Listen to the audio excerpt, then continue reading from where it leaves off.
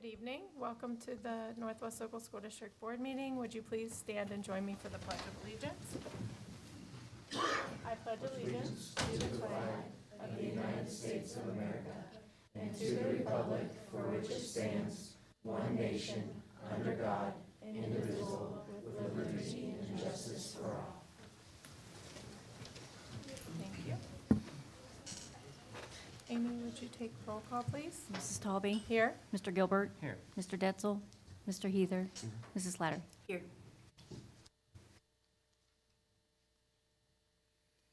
And our mission statement is that the Northwest Local School District will create a responsive learning community where all students are valued, challenged, and guided along a pathway to success.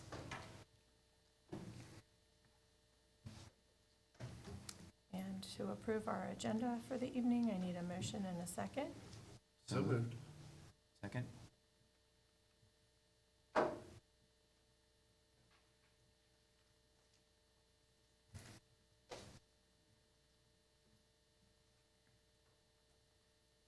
This is 4-0.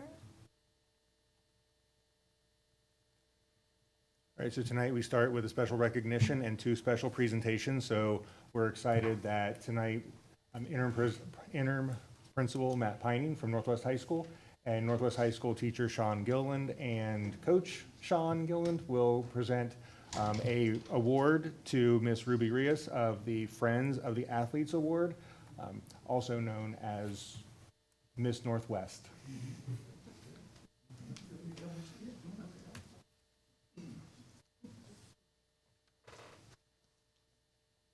You come. She's a little shy.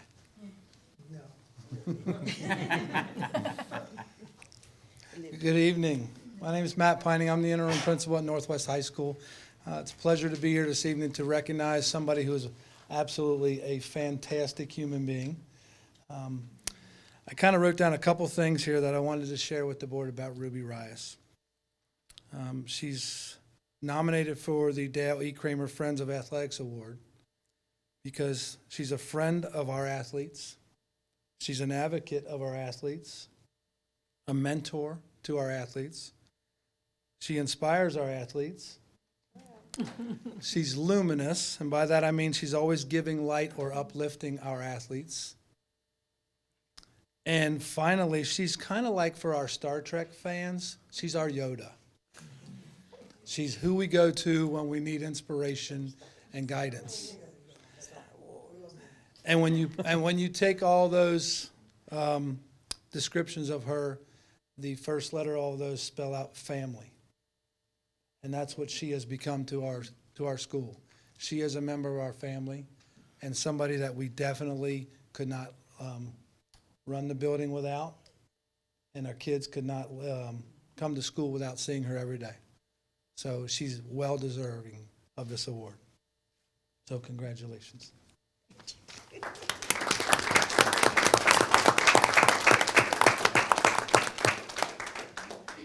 So I guess I'm here because I'm the one who nominated her for this award. So it's the Dale E. Kramer Friends of Athletics Award for the Southwest District Advisory Board, which is the organization that sort of runs the Cincinnati area for the Ohio High School Athletic Association. This is the highest award that they give to someone who's not a coach or an athlete.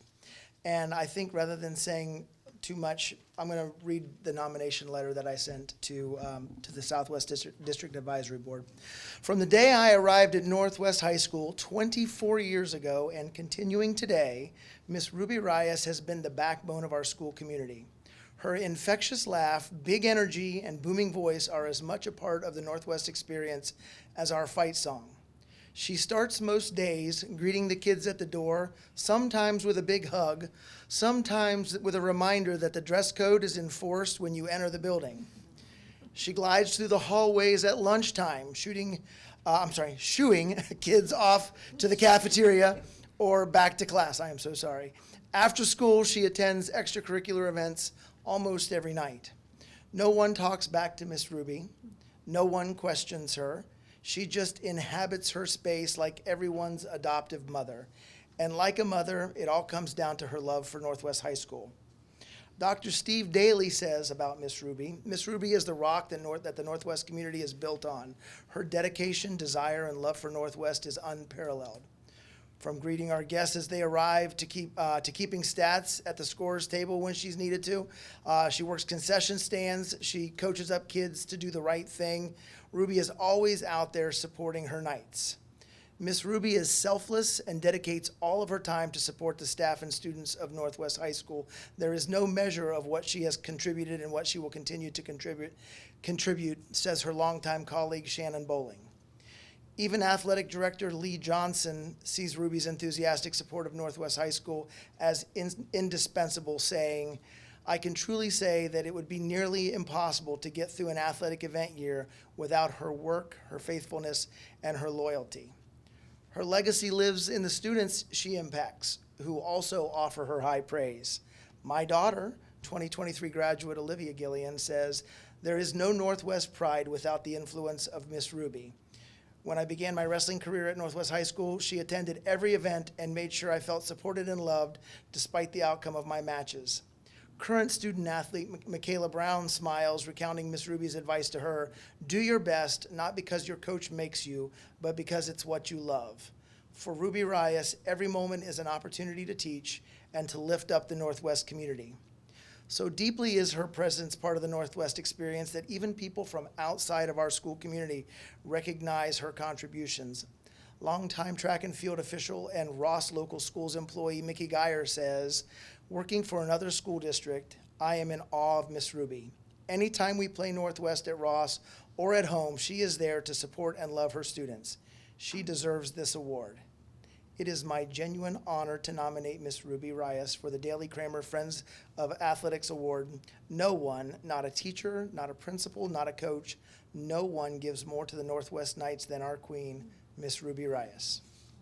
So this is what they sent from the Southwest District Advisory Board.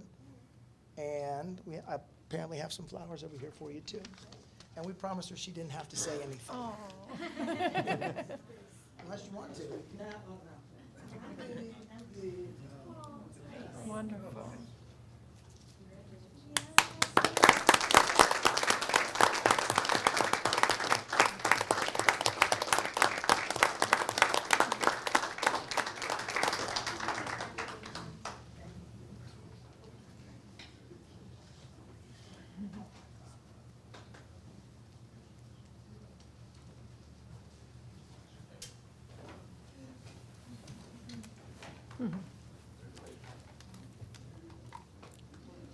Ruby is also a retired employee of the district, and I think she probably spends more time at Northwest High School now than she did when she was actually employed. Congratulations, Ruby. Thank you.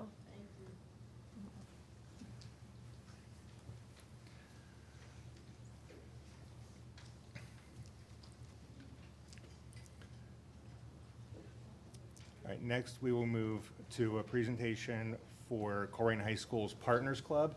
Aaron Davis, principal of Colerain High School, is here to introduce the purpose of the club and some of its members. Good evening. Thank you so much for having us. These ladies are pretty much going to take it away. They're going to start with some introductions first. Lena, do you want to start? What's your name? I am Nina Smith. Yep. Okay. Judith. Sophia Walters. My name Boris. And my name's Emma Walters. And Judy's going to start. Judy and Sophia are going to start by talking a little bit about what Partners Club is. Partners Club is a club that students can go to that normally don't see each other in the school day. Partners Club is just where kids who are who don't always see each other go and just have fun with each other and be ourselves. Partners Club was started by a few of our teachers, and it's an inclusive club where everyone with and without disabilities is welcome and is encouraged to socialize and create bonds. If they typically don't have classes together, but an opportunity to hang out after school. Okay, so we're gonna talk a little bit about what everyone's favorite activity has been in Partners Club. Lena, do you wanna start? Yes. What's your favorite activity? My favorite is karaoke and food. Karaoke and food is a good one. Can't go Go wrong. for it, Judy. Mine is karaoke. Mine has always been board games. Rose? My favorite was the music. And Emma? My favorite activity is probably when it was Halloween and we made pumpkins out of beads and like the string. So Rose, will you tell us a little bit about when you meet? Do you meet during the day or after school? After school. Okay, and how often do you meet? Do you meet every week or one time a month? This one did a month. Yep, one time a month. Okay, that's helpful. And then who is in the club and how do they get involved? It is about 15 to 20 students each time we meet, and people just get involved by showing up to meetings and interacting with people who they don't normally get to interact with. When I think a lot of kids don't see these, who don't get to see these kids, don't understand how thoughtful and nice these kids are, and I have never felt more included in a place than in Partners Club. That's awesome. And Lena, can you tell us the names of the staff that run Partners Club? Do you remember who runs it?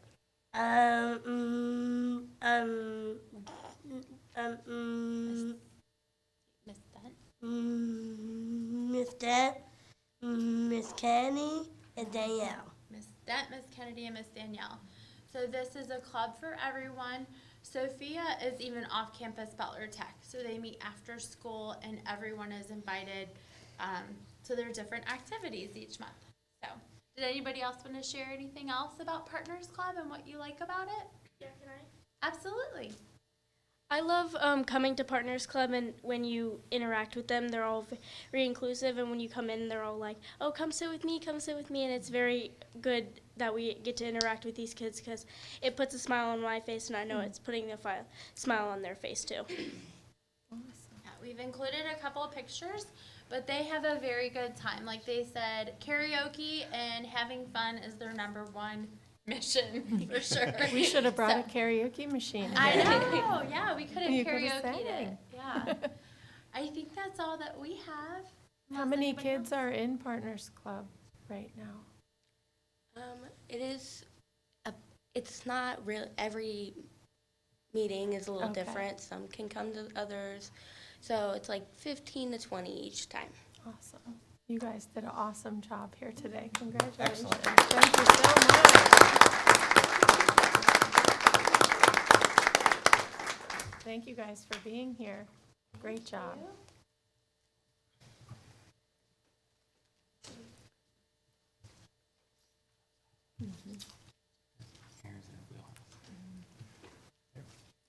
So we'll round out our next presentation with a Butler Tech presentation. So Monica Lewis, teacher for the Family, Career, and Community Leaders of America, is here to share some information about the FCCLA program. My students are actually, my members are going to actually do it. Okay, so the students are going to take it away.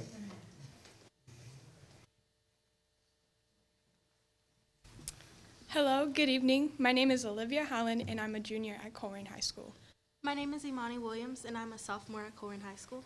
I'm Riley Selmeyer. I'm a freshman at Colerain. My name is Olivia, and I am also a freshman at Colerain High School. We are all members of Butler Tech Colerain FCCLA. FCCLA stands for Family, Career, and Community Leaders of America. We are your local FCCLA chapter. There are over 4,000 chapters across the country. In our chapter, we have 15 members. Our advisor is Monica Lewis, one of the family consumer science teachers at Colerain High School. Since 1945, FCCLA members have been making a difference in their families, careers, and communities by involvement in FCCLA. FCCLA offers members the opportunity to expand their leadership potential and develop skills for life planning, goal setting, problem solving, and others necessary in the home and workspace. Our chapter decided to do a FACTS project this year. FACTS stands for Families Acting for Community Traffic Safety. We chose to have a FACTS project this year because last year our team did a FACTS project as well due to losing a student earlier that year. This project deeply impacted us and our students, so we decided to do another one this year. This year, we also did a service project as a chapter.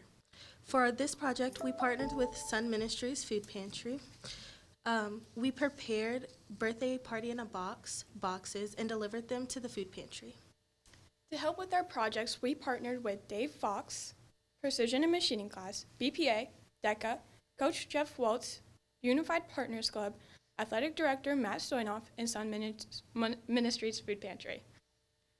For our chapter service project, we looked at a way to positively impact our local community.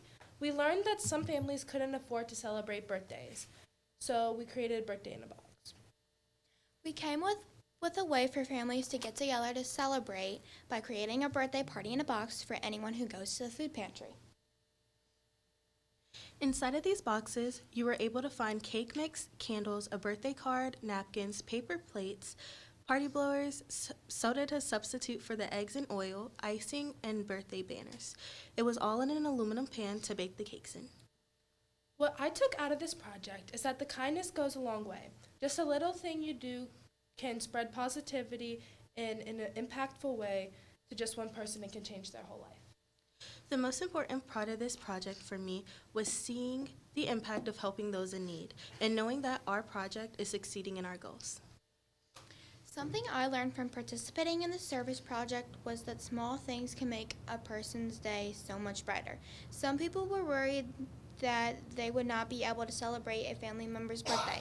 Our small birthday box gave them that opportunity and made their day better. They are happy that they could celebrate with a cake and a few decorations. I felt good knowing that I could help them.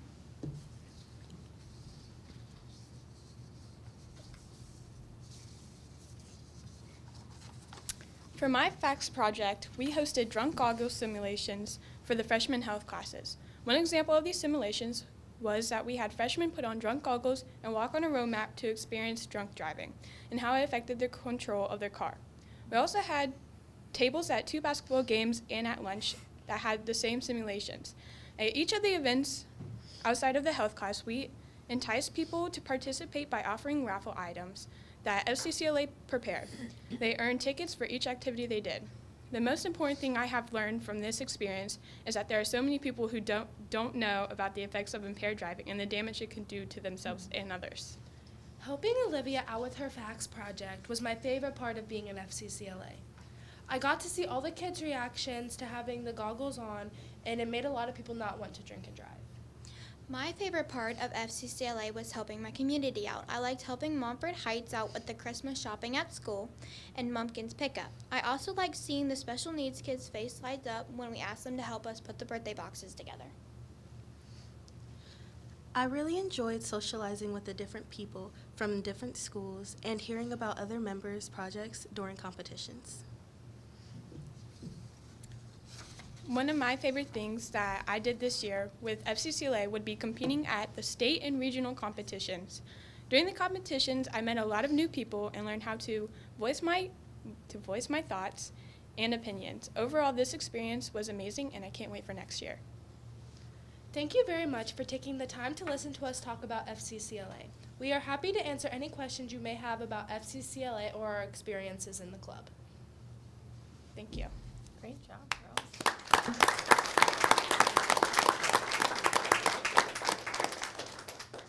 So what was your favorite volunteer opportunity that you guys did? I love that you guys have turned this into something that you are making a difference right in our community. Which one was your favorite that you guys have done so far? Mine was partnering with Sun Ministries. Yeah. Awesome. I liked helping the dance at Montford Heights. Oh yeah, the Swift dance. Yeah.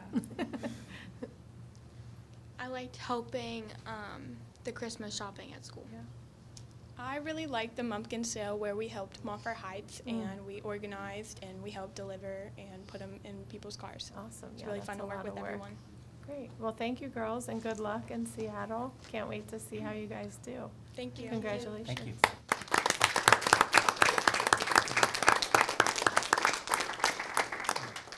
All the students, principals, teachers, Thank you, Mrs. Lewis. parents as well. This is an opportunity if you want to sit out, you can. You are more than welcome to stay for the rest of the day.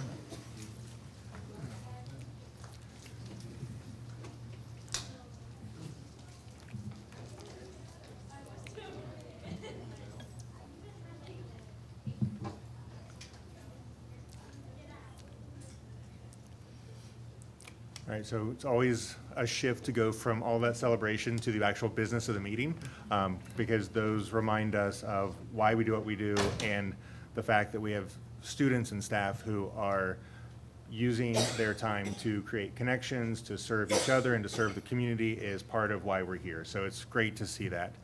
Moving into the business, we are going to move into an executive session. For this part of the meeting, it will be brief, and then we will be back. So at this time,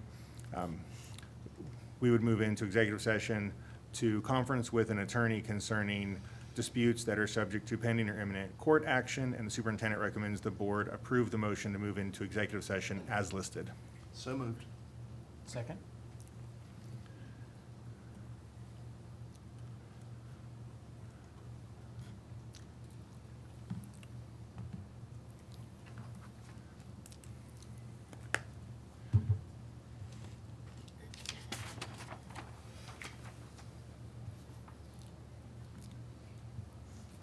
All right, passes 4-0. So this will be a relatively short session, and then we'll come back and we'll finish the meeting with all the items for approval, as well as the updates for legislative and others.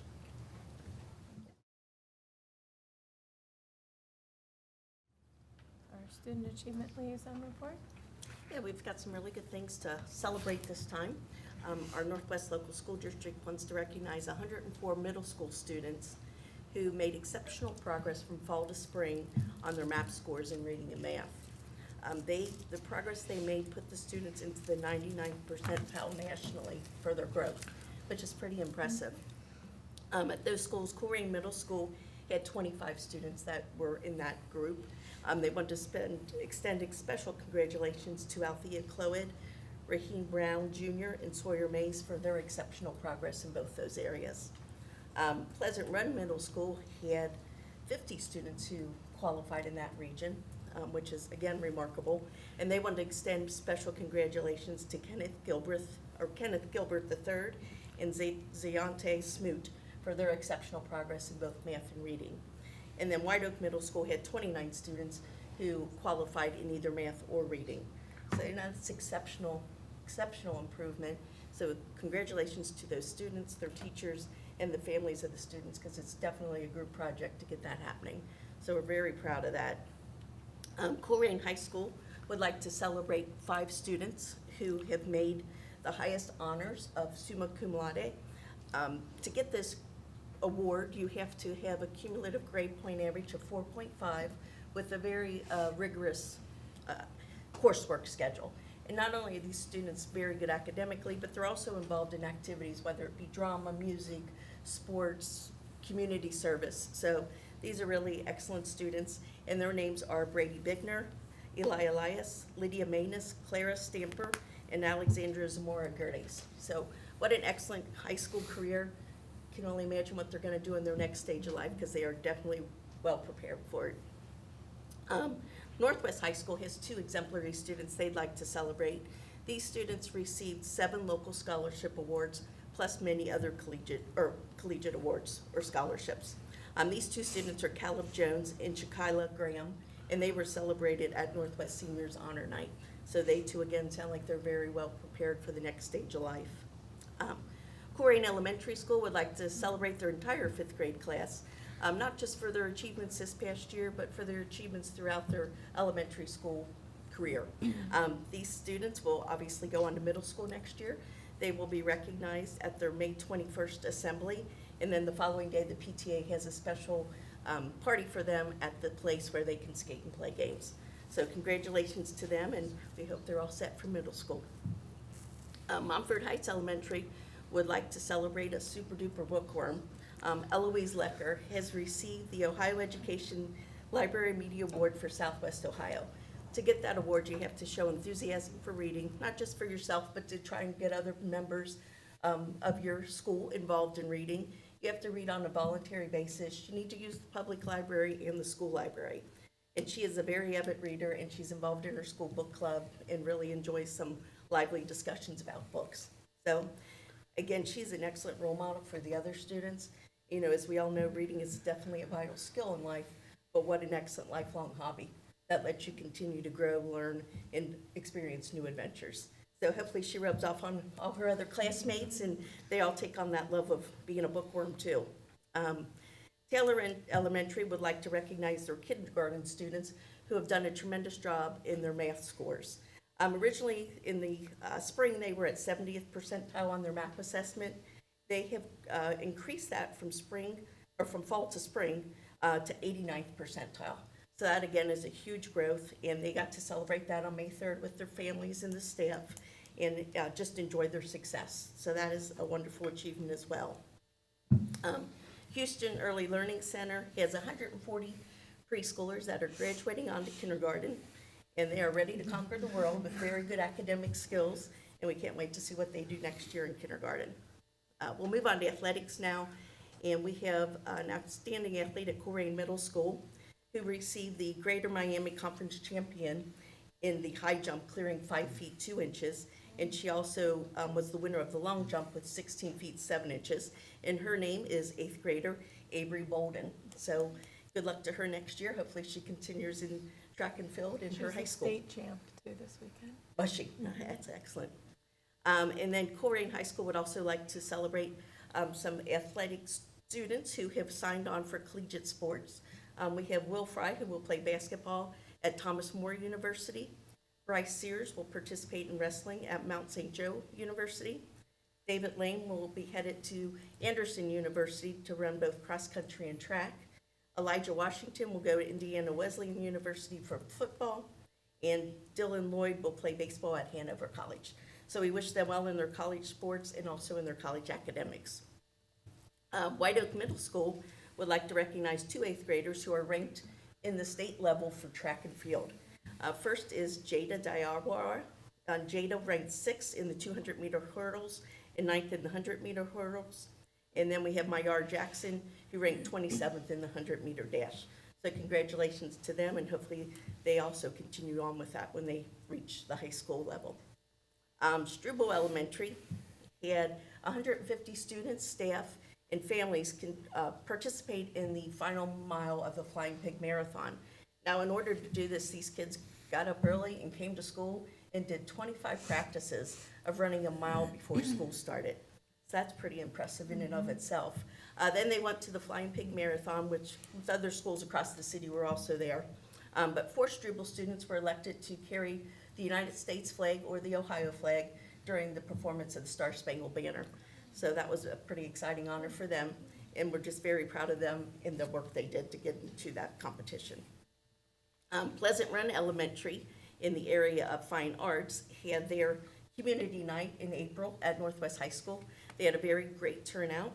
2 of the songs that they sang at the performance were Education is Power and I Am Unique, which, you know, lovely to hear their vocal performances, but what powerful messages they put out with those performances. So congratulations to them. And then Colerain High School had their Wind Symphony receive the Superior rating at the state championships on April 26th. So we want to thank or congratulate them on that prestigious award. They've had a very good year, it sounds like.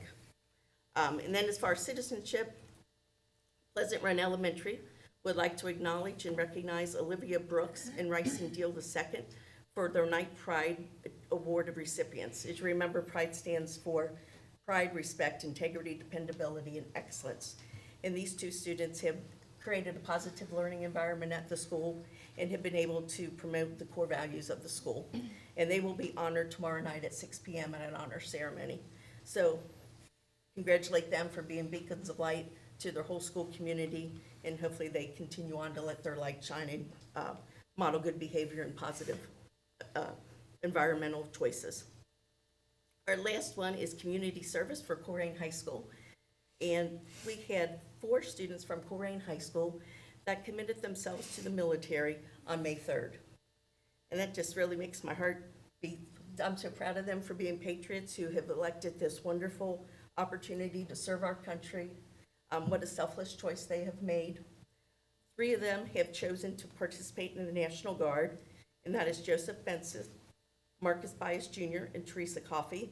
And 1 has selected to go into the Navy, and then is Ella Raynor. And we will be deeply indebted to those patriots for protecting our country and ourselves. And may God bless them in their service.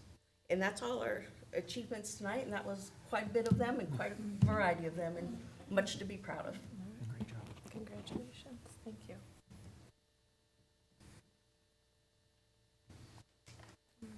All right. I don't have anything from Jim on Butler Tech. Yeah, except that he's not here tonight because he's participating in the Butler Tech graduation. So congratulations to all the graduates. Any legislative updates? 2 things, Nicole. First of all, the cell phone bill in the Ohio legislature has passed. It mandates that each school district have a policy, and we'll be getting into details on that at, I guess, our next meeting, Darrell, or? Yeah, so we'll have our updated handbooks for information at the next meeting, and part of that will be our updated cell phone guidelines. Yeah. And I'll get that to you guys in advance of the meeting, so you can see it before it gets there. So it'll be somewhat tightened up. So we'll see how that goes. We can always go further if we need to. Second thing is the Ohio legislature, and it's been sent to the governor's desk, has approved a bill to allow individuals with master's degrees to teach because of the teacher shortage. And you have to take a test. If you have a master's in math, you have to take a test to prove your competency, but you don't have to be a licensed teacher, and they give you some sort of special certificate. And I think that goes into effect in this upcoming school year. And there's a 90-day, anytime the governor signs a new law, there's a 90-day grace period. So there's 2 significant things that have passed, and that's it. Specifically math. Or math or science, biology, whatever. Any content area. Yeah. I don't know how they would do it if you're like a reading, read me this paragraph. But the math and science, yeah, would be the tougher ones. And there are other options that already exist for alternative pathways for licensure. So if people have degrees and they're interested in becoming a teacher, Susan is always willing to talk to people who are passionate about helping students. We will find a path. Thank you. All right. I did not receive any community comments. And we do have one employee here tonight to speak, so I'll read her. Wonder who it is. The only one left in the room, Sean Gilliand, is going to speak. Sean is a teacher at Northwest High School and also served as the negotiations chair for the teachers union. Which is why I'm here. We just had our last executive committee meeting of the year. Before I came here, we had pizza. It was wonderful. And one of the things that we talked about was one of us coming here to talk to the board about the negotiations. I have been a part of that process previously one time, and it was horrible. This time was not. In fact, this time I thought was cordial, and it was productive, and it was professional, and it made me really proud to work here. And so on behalf of the Northwest Association of Educators, we would like to thank you for that process, and we hope that we can continue that same kind of process in the future. That's all. Well, thank you. Thanks, guys. It was Thank you. it was great. Yeah, thanks for your commitment. And I'm going to leave now. Thanks for staying.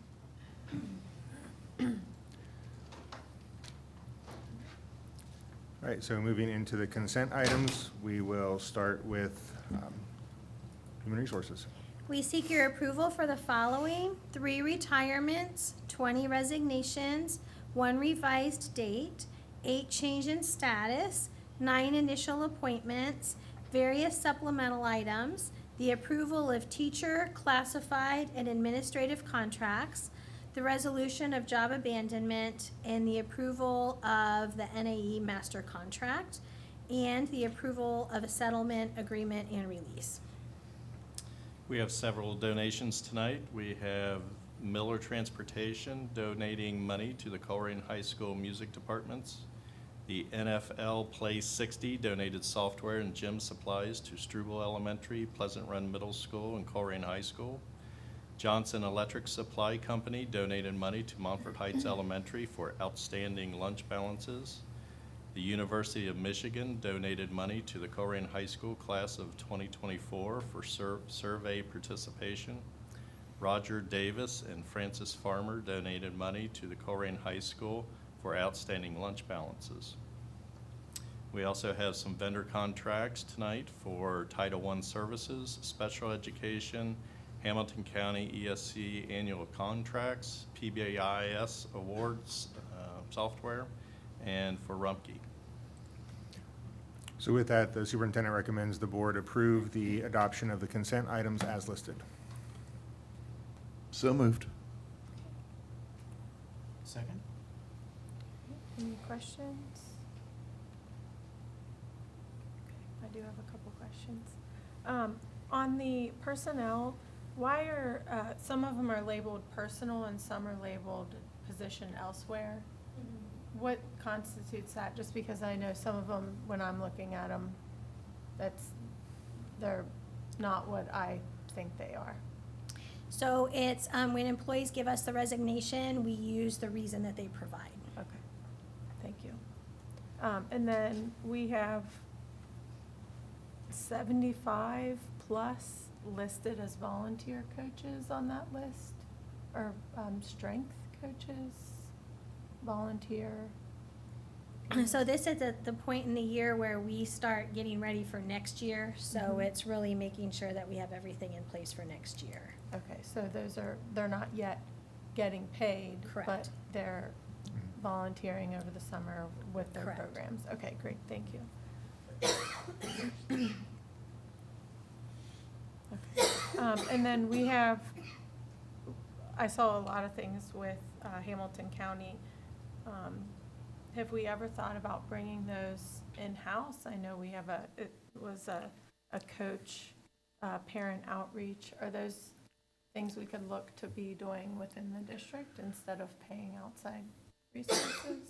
Yeah, we have looked in the past at bringing some of the services in. We've actually tried that before, but because of the competitive market for some of those very specialized positions like speech, OT, and PT, and some of those people that are bilingual for outreach, they become very difficult to employ for us independently because there they can get that size of scale, economy of scale.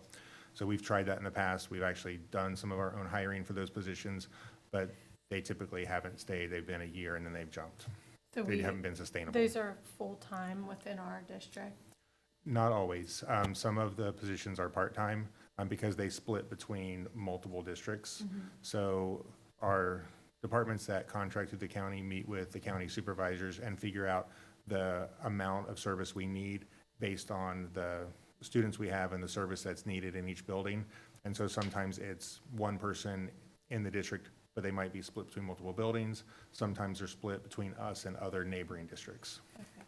So we look at what we pay is probably comparable to what the other districts, we're just sharing this person and paying them. Yes, and when we've tried to hire them outright, we've not been able to be competitive with the pay scales for what they would get there. Okay. So it's not been something we've been able to hire and maintain employees with. Okay. And does that go to, with the 850,000 in behavior analysts at the elementary level? Is that a common thing to be paying? It's a newer thing for districts that are seeing that need. So it's something that we've piloted this year, and we've seen, we've tracked with our elementaries around the use of those. And so we're maintaining that service for next year as well as an additional support, and that's paid for out of federal funds. Okay. And then one last one, sorry, what, with Warren County paraprofessional, what's the role there? For some of our students who are placed at other facilities based on their specific needs, if they require additional like aid services at that site, then they sometimes will provide those services themselves. Sometimes we will hire the person and place them there. So for Warren County, they hire their own paraprofessionals. That way they can train them and keep them, because if our student leaves and another student comes in, they can use that same person in that program and not have to retrain a new person. So it's efficient for them. Okay, so these are all things that we've, each year we do, and we're not looking to. No, this is our annual agreement that we do, and it's basically maintaining what we have and increasing in areas where, based on student need and service, we've had to. I appreciate the explanations. Thank you. Any other questions? Thank you.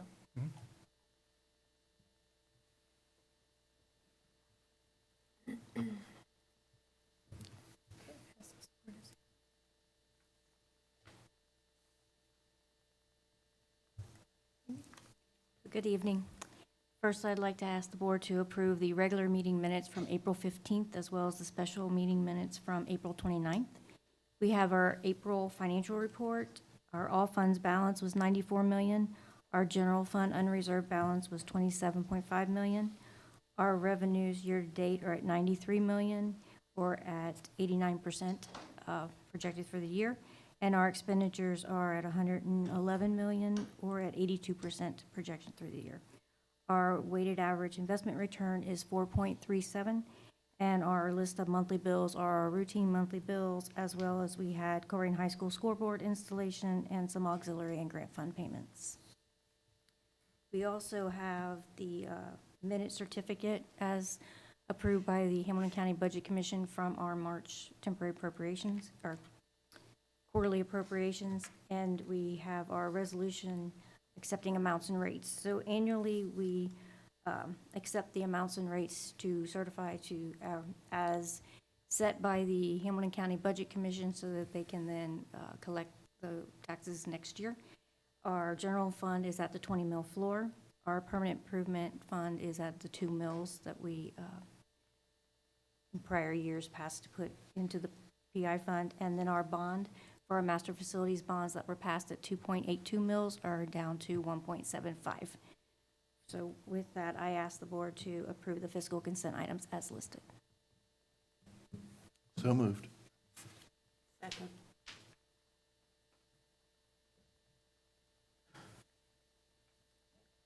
Any questions or discussion for Amy?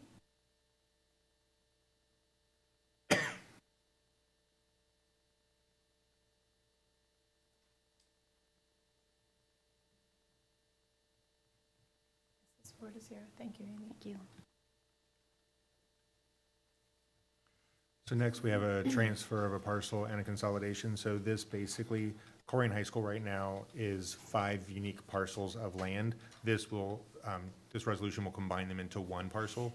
As we've started to do some of the work to fix some of the pipes that are on there, being able to cross multiple parcels makes it difficult. So combining all the parcels into one for Colerain High School will make it easier as we continue to do the work we need to do now and prepare for future work on that site.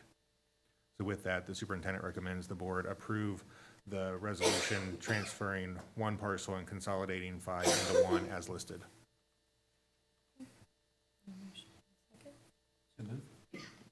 Second.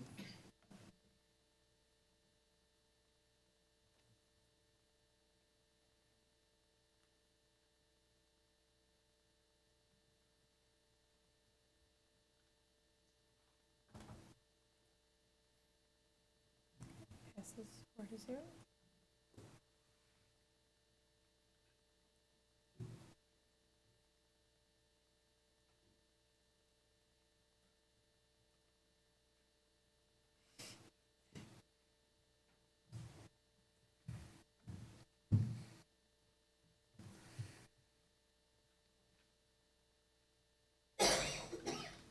So good evening. It's time for our May forecast.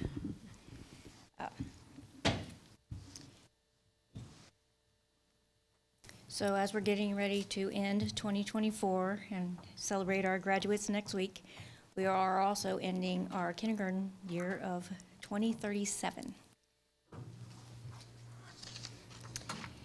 And we continue to make sure we're living our mission of creating a responsible learning environment where all students are valued, challenged, and guided along their pathway to success.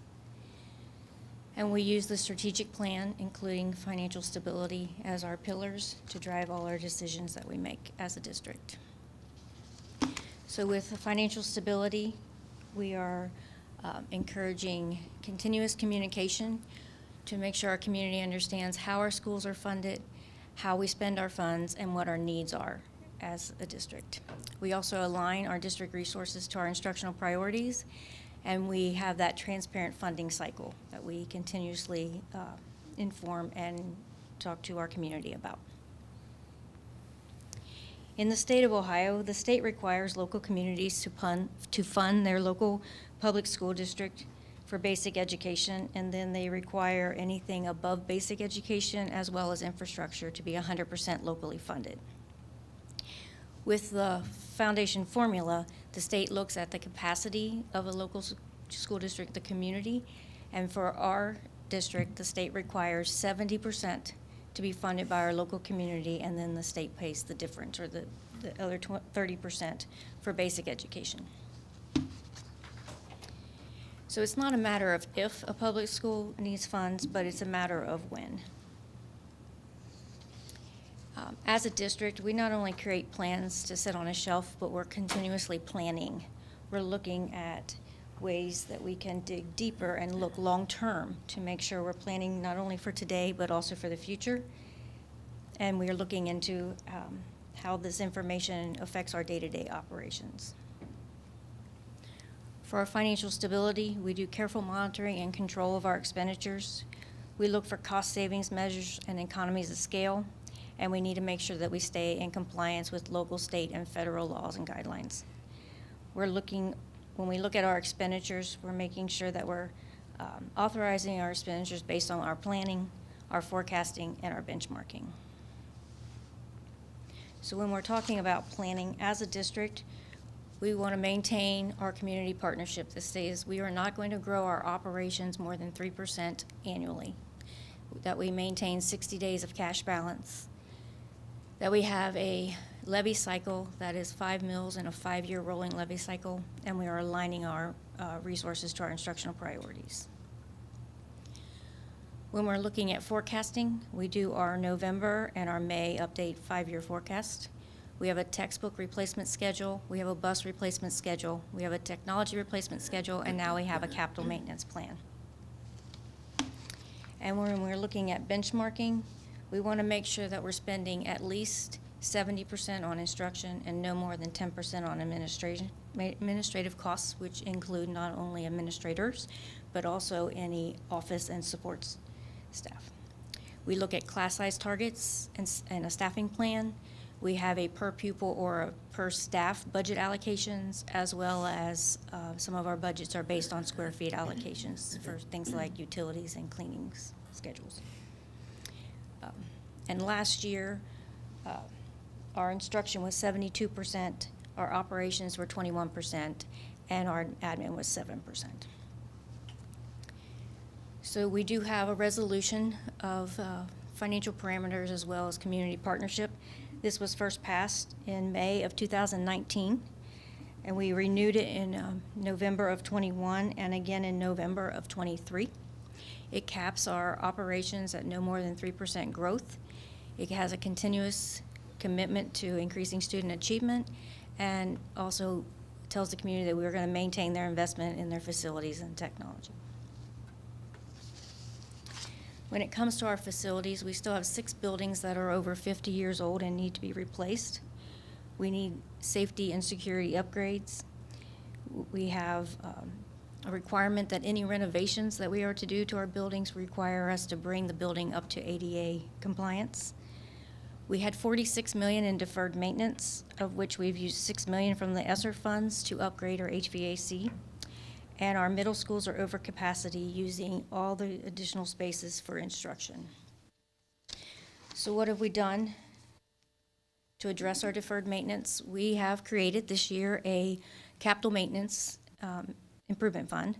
We seeded that with $10 million from our one-time carryover cash. This capital maintenance fund is to address our 3 newer elementary schools, as well as Montfort Heights Elementary. It is funded by a $500,000 per the state guidelines. When you're in a state program, they require you to either pass a $500,000, or we chose to put a $500,000 from our permanent improvement fund towards the capital improvement plan. And then we also funded $20 million towards our master facilities plan. This currently is being funded additionally with any Colerain Township TIF payments. And then once the buildings are built, the TIF payments will move into the capital improvement plan to maintain buildings moving forward. For our continuous communication with our community, every summer we produce an annual budget document. This is given to our community, shows what the budget is for the next year, as well as what our goals are as a district and where we are on those goals, what year we're at, how we are achieving in those goals. In May and November each year, we do a 5-year forecast presentation, as we are doing tonight. We also have our CAFR and financial statements that are sent out every winter around December to February, audited financial statements so that our community understands where we're at as our financial. And then we have an annual PAFR that we send out each fall that we send to all our residents in the community. And we do this to make sure our community is informed of how we are funded, how we're utilizing our funds, and what our needs are as a school district. So our 5-year forecast. So we're update on how we're looking for the year. Now we do have 2 expiring emergency levies. A $7.3 million expires in December of '27, and an $11.3 million expires in December of '29.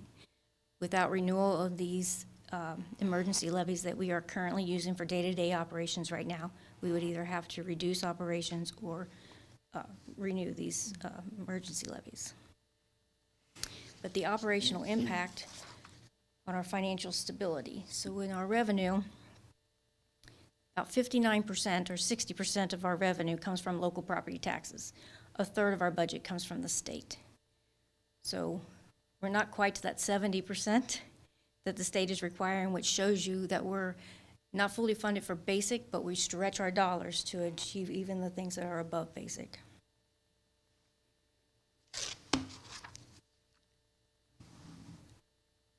And for our property tax values, 81% of our property taxes are collected on our residential property, and 14% are commercial property. Revenue drivers, when you're at the 20 mil floor, which we have achieved, and this was set by law in 1976, but when you're at the 20 mil floor, you actually have growth. So as valuation increases, you get the growth from that valuation increase. When you're below the 20 mil floor, your taxes are flat when passed. There is no growth in revenue. You have to pass additional taxes in order to have revenue growth. Legislative actions. There's the biennial budget every 2 years. There are unfunded mandates that are put on us, like the high dosage tutoring, various things throughout each year that happen to the school that we would have to make changes to our funding. And then enrollment. The foundation formula is based on enrollment, so as enrollment changes up or down, the formula changes. For our property taxes, our current valuation is $2.3 billion, or $2.3 million per mil that is assessed for our community. We actually exceeded 2005 valuation for the first time in 2020.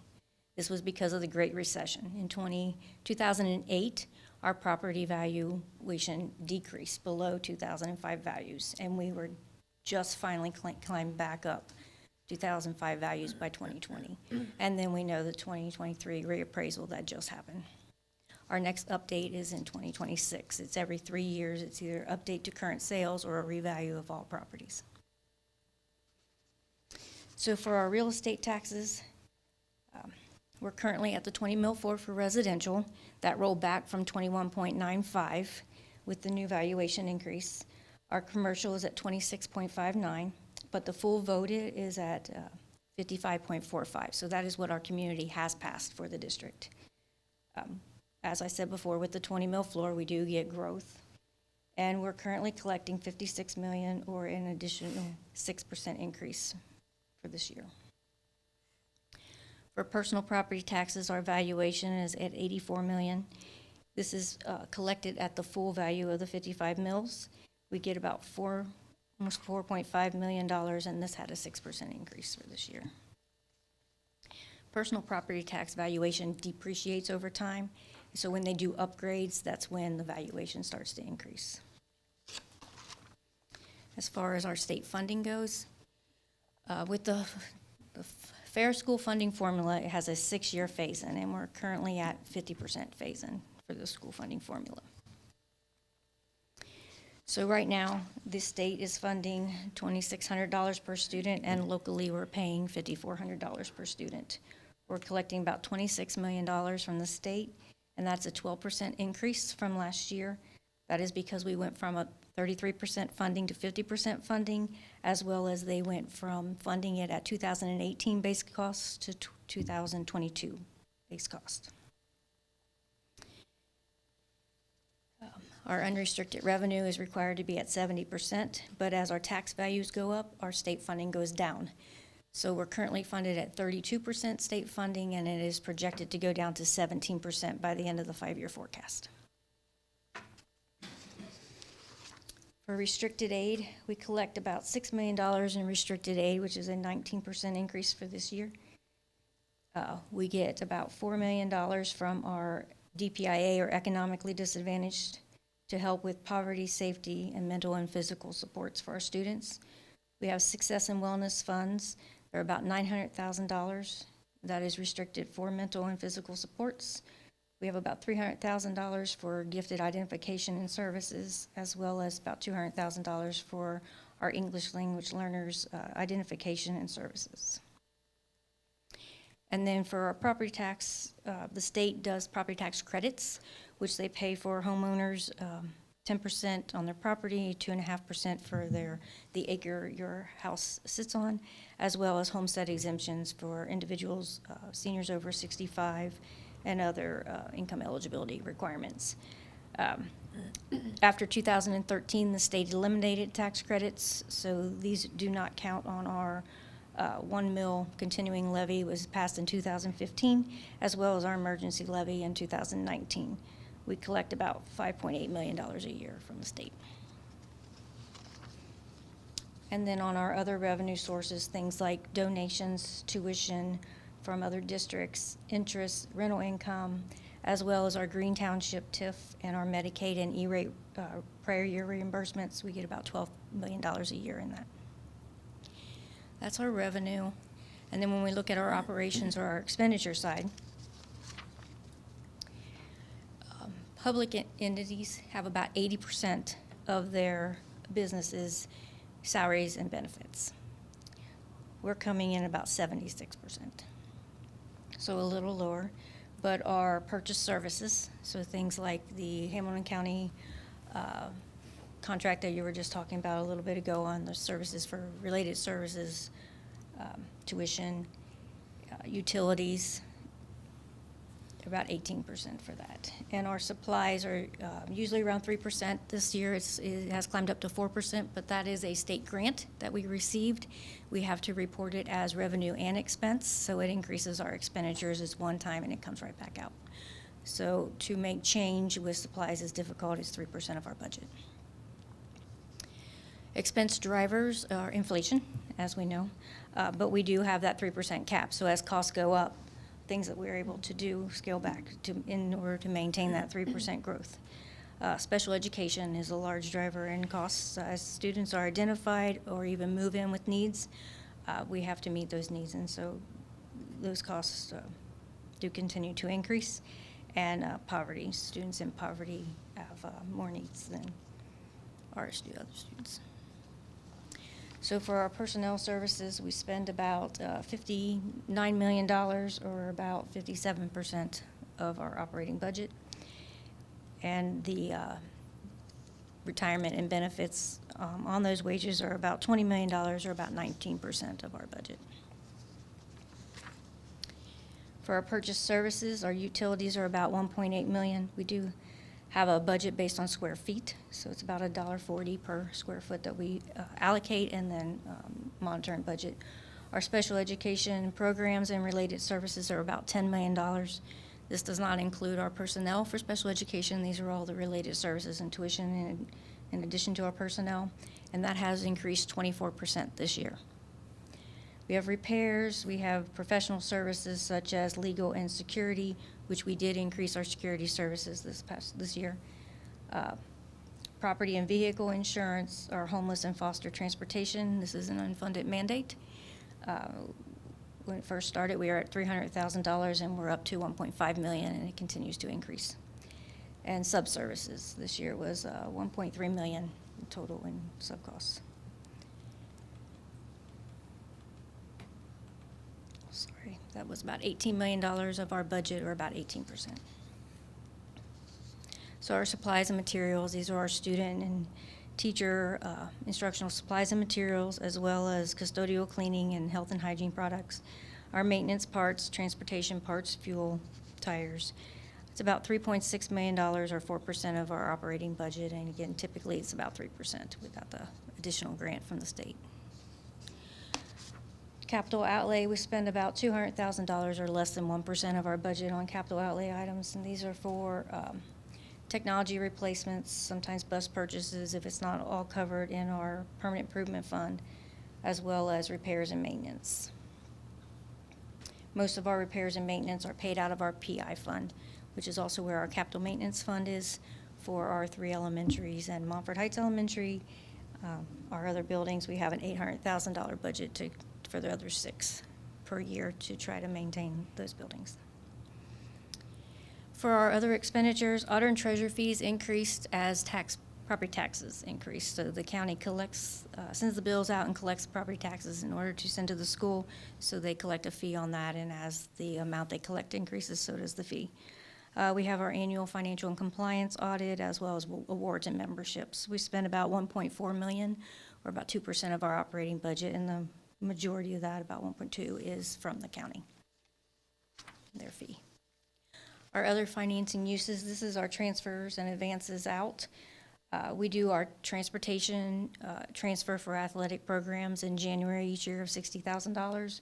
We have our board service fund that we do in January also is $20,000, and student fee waivers. So if a student qualifies for a student fee waiver, our general fund has to then pay that into the school fee fund. And then for advances out, when we close the fiscal year, if a grant fund that we have to spend the funds in advance to get a reimbursement from the state and federal government, if that fund's going to be negative at year end, we have to advance it from general fund just to roll over into July and advance it back. It's a timing piece. Happens at year end only. It's about $200,000 in total, and it's less than 1% of our operating budget. Things that have changed since 2019, and like, why are we talking about this again? But I think it's important to remember where the one-time transfers came from this year, since we were able to transfer $30 million of one-time cash balance. In 2019, when we passed our last emergency levy, we promised the community we would reduce our operations by $2.6 million, so we did that. The pandemic shut us down in March, so we had savings from March to June from being shut down. Since the pandemic, we've had issues with trying to hire. There have been staffing shortages, so we've had some unfilled positions as well as turnover, which has given us cash balance savings, but also caused several of our staff members to be doing double duty because we haven't been able to fill all our positions. The ESSER funding, the federal pandemic relief funding, we were able to shift some positions as well as replace our HVAC. So by shifting those positions, we were able to save some cash balance. The new state funding formula, interest rates, as interest rates rose, we were able to get more interest revenue, and then property valuations changed, so that increases revenue. So the reason I went over that is what effect it has on our cash balance. So cash balance, we want to make sure that we have a cash balance policy and 60 days on hand to protect our community from unexpected events such as downturns in the economy, increases in inflation, natural disasters, capital needs, as we know we have. It also lets us have investment income. By having funds to invest, we can take advantage of the increased interest rates and bond ratings. The bond rating companies look at your cash balance as well as enrollment and your community in order to give us a credit rating. We continue to maintain our AA2 bond rating, which allows our community to save in interest payments when we borrow funds on bonds. So our unreserved cash balance, we have a 5-year, 5 mil rolling operating levy cycle, and we maintain 60 days cash balance. So we have been able to stay within our 3% operating cap for all 5 years of the 5-year forecast, and also maintain the 60 days cash balance. And then we were able this year to transfer one-time transfers of $10 million to seed our capital maintenance plan, as well as $20 million to assist our community with our master facilities plan. So when we look at our operations cycle, the blue line is revenue, the red line is expenditures, the green line is cash, and the black line is our cash balance, our cash policy. So the $94 million was where we were in 2019 when we asked for our last levy. The 105 is where we're at current year, and the 118 is where we're projected to be in 2028. The $26 million in cash balance was where we were in 2019. The dip that's happened this year is the $30 million in transfers that we were able to do. The $29 million on the green side is our cash balance in 2028, as well as the $29 million in our cash balance policies. So we're staying within our 60 days cash balance through the 5-year forecast. However, we do start deficit spending in 2028. So we have been able to postpone a levy a 3-year levy that we told the community in 2019 that we would need, from a 3-year levy to an 8-year levy. But we're looking at, we need additional funds starting in 2028, as well as we have an expiring emergency levy. So the top line, the $290,000 is if we maintain our emergency levy, and then it's $3 million if we do not maintain our emergency levy. The reason it's $3 million, not $7 million, is because of fiscal year, we get half of a year. Taxes start in January, so we would not get the January through June payment, but then the next year we would be short $7.3 million, plus an additional operating deficit. Now that's 5 years out. We continue to look for efficiencies and continue to try to push it out if we can, but the renewals of the 2 emergency levies will impact day-to-day operations. So as we were talking, we have 2 emergency levies that are expiring pretty much within this 5-year forecast. One's just right outside. Without renewal of these 2 emergency levies, as well as additional funding, we would have to reduce operations by 25% of our day-to-day operations for the district. When we look at revenue and expenditures over time, as well as our cash balance, the current year expenses pop up due to those one-time transfers, which I took out of the previous slide so that we could see apples to apples.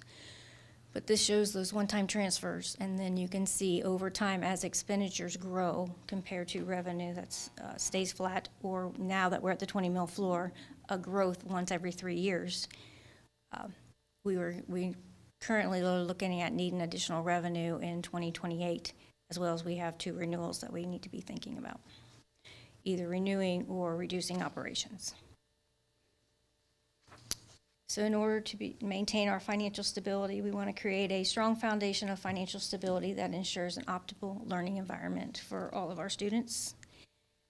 And we're always looking at increasing student achievement, allocating our resources to our instructional priorities, and maintaining operational efficiency. And without all 3 of those working together, we're not going to be a successful district. So as we talked, in 2019, we told the community we would be back in 3 years, and we have now projected to extend that out to 8 years, and hopefully a little further. But again, it's not a matter of if a school district's going to need additional funds, it's a matter of when. And so as we're congratulating our class of 2024 next week, our students that are leaving us now will not only have different jobs like 2 to 6 in their lifetime, they'll have 5 to 7 different careers in their lifetime. So when we look at our competencies and the skills that we're making sure our students have when they leave us, we want to make sure that they can be adaptable so that as their career choices change, they can change with them. So any questions? Amy, I thought Ohio had phased out the personal property tax. It's on utilities. They phased out the personal property tax on equipment, Okay. but it's still on the utility lines and things. Meaning like, an example utility like your furnace or? No, like your electric lines and poles. Oh, there's a and tax on, oh, mhm. okay. That's why they depreciate over time, and if they upgrade a pump station for a gas line, Okay. that increases the value. So it was a partial removal of the personal property tax and, It's a full removal of the equipment when they Okay. would tax companies on their personal property and equipment tax. Okay. That is all gone. okay, all right, thank you. I just thank you for putting that together and congratulate you on keeping the 3% is such a huge thing with the community, I think, to keeping that promise. And also the rating with the state to keep the interest rates that we have. I was wondering if there's a way we could have like Treasurer's Tuesday or something, just every Tuesday put out something from that because people are, by choice, so uninformed about all this great information. I don't know, just a way to push it. Keep it coming in out. small pieces. I don't know, I'm just thinking ahead of levy season, if we could get something out to people, or even one page, something about some of this, just in layman's terms that people could understand. It's such great information, and it really shows how you've been proactive to keep us from the 3 years and in the levy cycle. So I don't know, just a couple thoughts. It If is a there's team ways. effort. We'll look into that. We'll figure out something to. Just thinking out loud. Snippets Ways to or get the it out. community newsletter or something to keep pushing pieces out. The 3% is getting more difficult to, Sure. but we continuously talk about it and make shifts. So if a need increases in one place, where are we shifting it from? Because that's what we have to do. Yeah, I mean, just like every groceries, for our food services, everything has gone up. Yes. It doesn't mean we're charging people more or getting more money from the state, so it has to come from somewhere. Yes. So I really appreciate it. Thank you. Thank you. Okay, so with that, I ask the board to approve the May 5-year forecast and assumptions as presented. So moved. Second.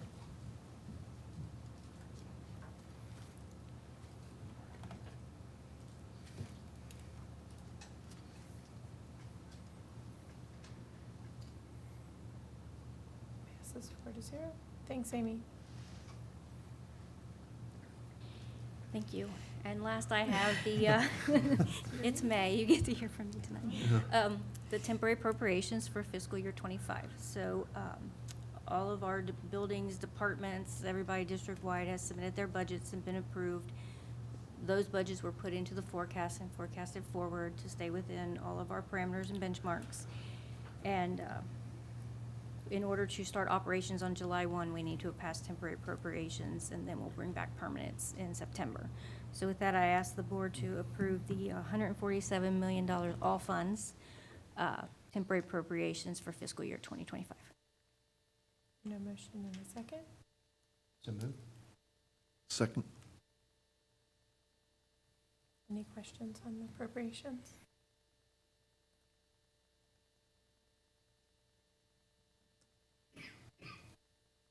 Passes 4-0. Thanks, Amy. Okay, and then finally, we have our student activities handbook. This is for informational purposes only. We have a handbook to help all of our coaches and advisors understand how to do fundraisers, as well as they receive donations or just whatever they have fiscally for their activities. So, this will come back next month for approval. Thank you. Thank you. Then we have 2 items from curriculum for information, and they are textbook adoptions, so I'll let Brenda describe those. Hello. So we've got 2 textbooks that we're looking to have you approve at our next board meeting. This is just for information. We had these out tonight for parents prior to the meeting. One is for advanced statistics at the high school. The other is for AP psychology. These are both courses where we only have 1 teacher at each high school, sometimes 2 teachers at each high school. So smaller process than you heard about with elementary ELA or things like that. But teachers very much drove the recommendation that we're bringing to you for these textbooks. Great, thank you.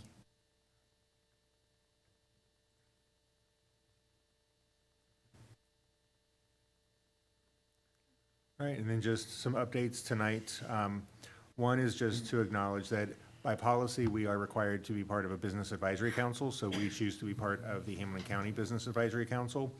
That Business Advisory Council actually has been recognized by the state. They do a rating by stars. Everything's by stars now. So they were a 3-star Business Advisory Council, and then they recognize Northwest as well, from them to us as a 3-star Business Advisory Partner. So we're really excited about that partnership.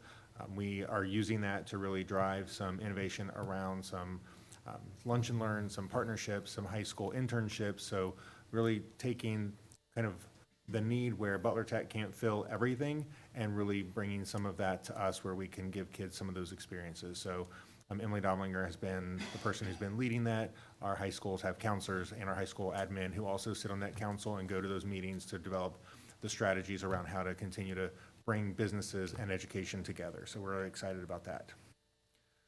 In addition, we are part of the Ohio School Public Relations Association, and they had an annual meeting where they gave Northwest the Best of the Best award for our community newsletter.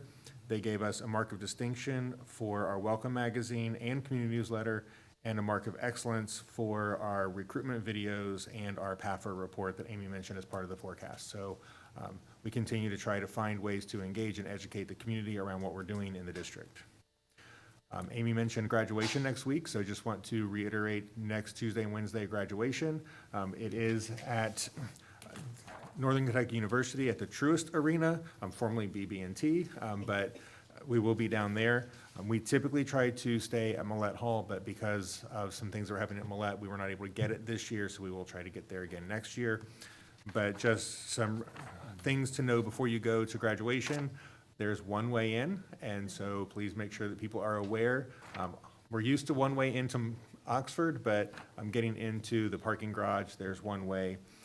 And when people are going, there are some prohibited items that they cannot take in, including food and beverage from outside, personal drink containers, signs, noisemakers, flowers, gifts, or balloons, backpacks, or purses that are larger than 4.5 by 6.5 inches. So purses smaller than that are permitted, clear purses, and mini compact umbrellas or a diaper or medical bag. So they have some very strict guidelines about what you can bring in. So we just want people to be aware of what those restrictions are, plan ahead so that they can get into the event as efficiently as possible to enjoy the ceremony. So with Millett, it was pretty much you just walked in any door with this. Do they have people? Yeah, so they'll go their from building? the parking garage. There will be a way to get in. It's not they're going in multiple, so that it's very streamlined at this arena with very strict security protocols.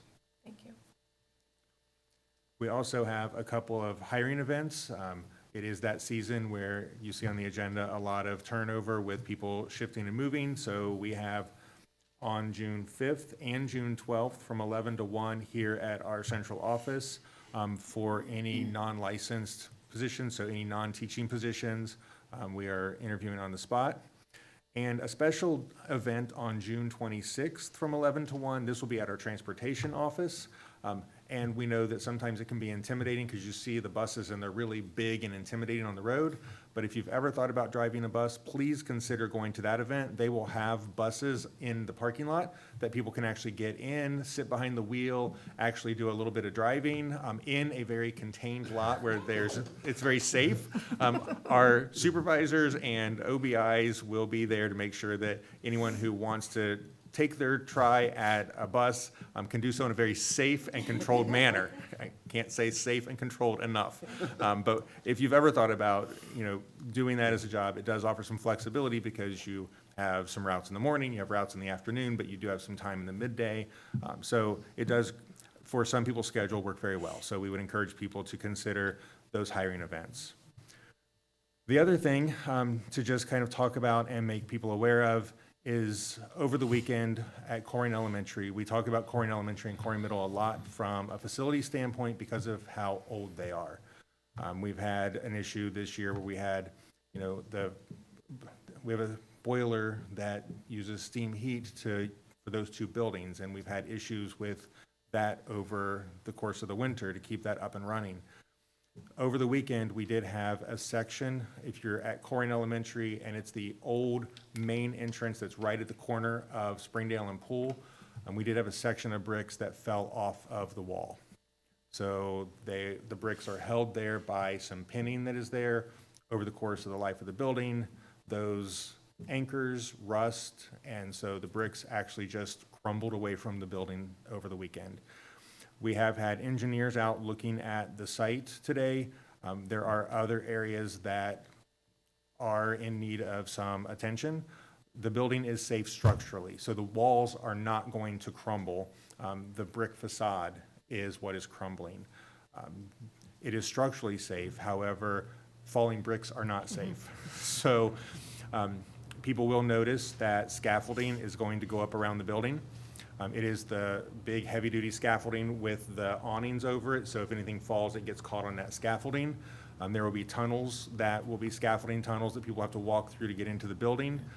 We are continuing to work with engineers and architects to look at the building, look at options, so I'll be communicating with the board about what that looks like moving forward, but it is going to look like a construction zone for a while because we are going to have to look at the entire building. The good news is the back side of the building where the playground is very secure, so there's not any issues there. So the students for the next 2 weeks, as school is in session, will still be able to go out to the playground, and that will be safe. So just know that there is a lot of work that's being done to start looking at options, and we will communicate with the board.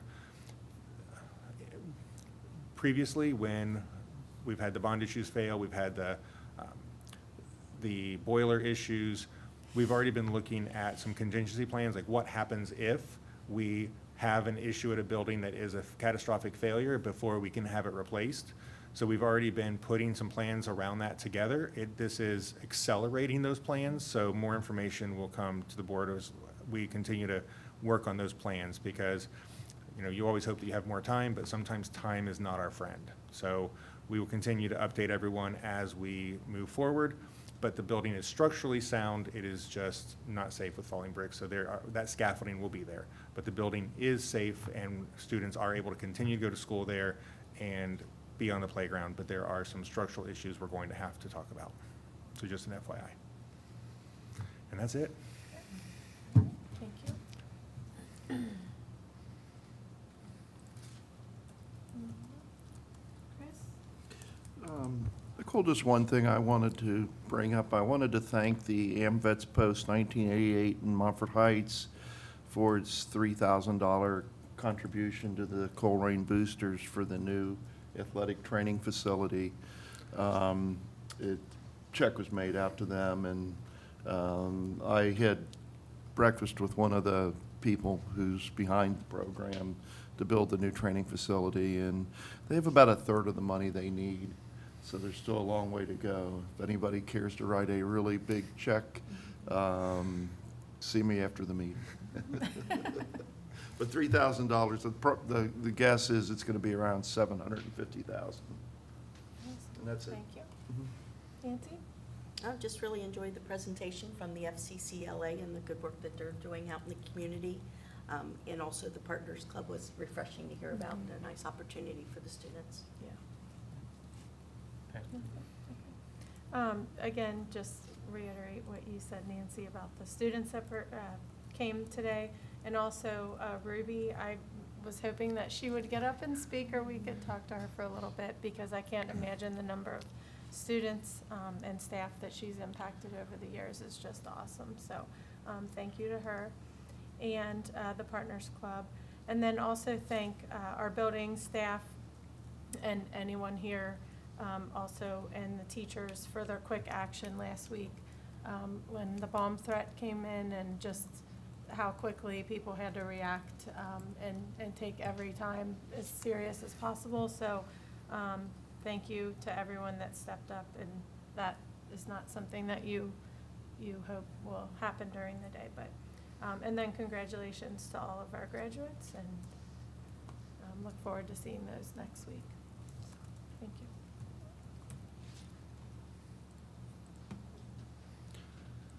All right, so we do have an executive session to end the meeting with as well. So this one will be to consider employment of a public employee and to discuss details relative to security arrangements and emergency response protocols, because disclosure of those matters could reasonably be expected to jeopardize the security of the board. The superintendent recommends the Board of Education approve the motion to move into executive session as listed. So moved. Second.